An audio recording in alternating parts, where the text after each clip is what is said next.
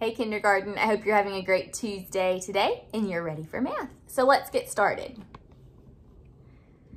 Okay, so we are going to begin with our number talk today, and today we're going to be working on composing and decomposing. So what number have I composed here in my whole section of my part whole mat? What number is this representing? 1, 2, 3, 4, 5. This is 5. How could I decompose 5? I could decompose 5 by, let's just say, take some of these and make a group, and take these and make a group. How have I decomposed 5? I've decomposed 5 into 1, 2, 3, and 1, 2. So 5 can be decomposed into 3 and 2. You can take 3 and 2 and compose them together and make 5. So remember, compose is where we put together. Decompose is where we break them apart into 2 groups. How else could I decompose 5? Let's think of maybe 2 more ways. I could decompose 5 by taking 1 for this group and the rest for this group. How have I decomposed 5 now? Now I've decomposed 5 into 1 and 4. So 5 can be decomposed into 1 and 4. All right, let's think of one more way. How else could I decompose 5? I could decompose 5 by taking them like this. Now how have I decomposed 5? I've decomposed 5 now into a group of 4 and 1. A while ago we had 1 and 4. Now we have a group of 4 and 1. So 5 can be decomposed or broken into 4 and 1. We'll work more on composing and decomposing later on. Let's work on our word problem of the day now.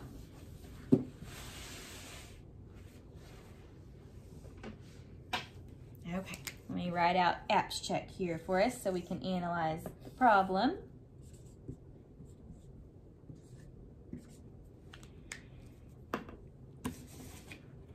All right, and here it is. Let's read it together. Hope has 4 hair bows and 4 headbands. How many bows and headbands does Hope have in all? Let's read this one more time and listen very carefully for the question that we're being asked. Ready? Hope has 4 hair bows and 4 headbands. How many bows and headbands does Hope have in all? What are we being asked to solve? How many bows and headbands does Hope have in all? See, it ends with a question mark. So this is what we need to figure out. How many bows and headbands she has. Now let's read back through and listen for anything that talks about bows or headbands. Hope has 4 hair bows and 4 headbands. Did you hear anything important in that sentence? 4 hair bows and 4 headbands. Remember, the question asked us about bows and headbands. So these 2 numbers are going to help us to figure out how many there are in all. Let's move on to our plan now. We need to decide if we're going to add or subtract first of all. So if Hope has 4 bows and 4 headbands, if we want to figure out how many there are in all, we're going to need to count them together, right? Join them together and count them. When you join things together, is that adding or subtracting? That's adding. So we're going to have to add 4 plus 4 to figure out how many there are in all.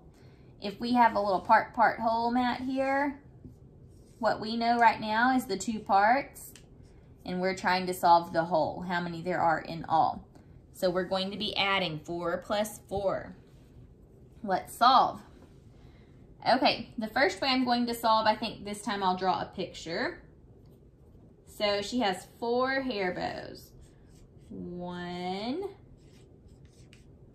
2, 3, 4.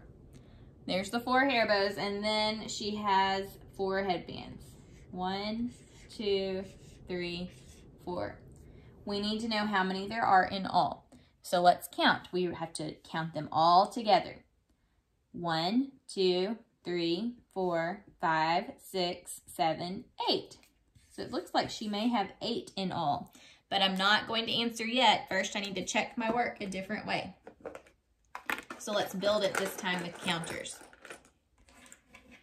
Okay, so Hope has 4 hair bows. 1, 2, 3, 4. And then 4 headbands. 1, 2, 3, 4. We need to know how many in all. Notice I made each add-end a different color. That way it's really easy to see exactly what we have going on in this problem. All right, let's count how many there are in all. Ready? 1, 2, 3, 4, 5, 6, 7, 8. We got the answer 8 both times. So we know 4 plus 4 must equal 8. So how many headbands does Hope have in all? She has 8. All right, we're gonna move on today to our lesson. Remember, yesterday we talked about length. This week we're talking about different ways that you can measure objects or measurable attributes of objects. And we talked about length yesterday. Remember, length is how long something is from end to end. Today we're talking about what's called capacity. Capacity. Capacity tells us, or what capacity is, I should say, is how much something can hold or contain. So I have some different jars here, and I may have to do this a little bit differently. We'll see. I'm not sure if you'll be able to see exactly what I'm doing with this angle of the camera. So may have to hold it up where you can see it a little bit better. Let's do it like this maybe. Have to make some adjustments here, and I'll hold up what we're looking at. Okay, so I have a pitcher of water here. It is not quite halfway full, but look at that water. Is this pitcher full or no? This pitcher is not full. Now what if I take this jar and pour the water in the jar? Do you think this water will fill the jar up? Let's see. Ooh, I can't keep going. There's a little bit left, but this jar is completely full. So which has a larger capacity? The pitcher or the jar?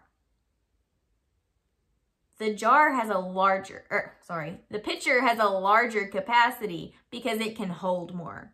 The jar doesn't hold as much water as the pitcher does. The pitcher could hold even more water, but the jar, it didn't even hold all of the water I had. So the jar has a smaller capacity than the pitcher. See, it can't even hold everything. Okay, let's look at some other items I have here. I have a pitcher that's in a different shape than the one that has the handle here. What do you think about this pitcher? Do you think it will hold all of the water? Let's see.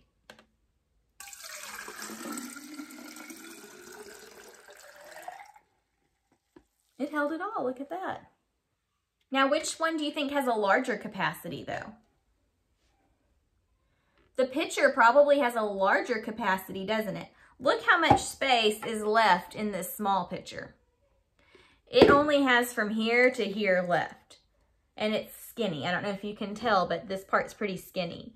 So it's not going to hold very much more water, but look at the pitcher. Look how much more space there is for water in the pitcher. So the capacity of this pitcher is still larger than this smaller one because it has a lot more room for water, whereas this one just had that tiny bit left at the top. Okay, let's compare one more group with their capacity. So I have this bowl here, and I still have my pitcher. If I pour all of the water in the bowl, do you think it will hold it? Which one do you think has the largest capacity, the bowl or the pitcher? Let's see.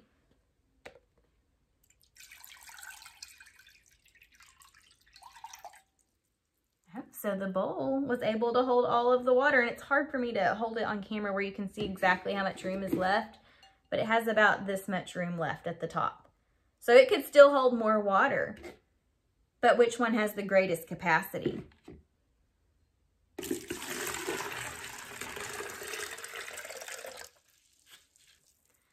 The pitcher has the greatest capacity still because it has this much room left to hold more water, whereas the bowl just had a tiny bit left.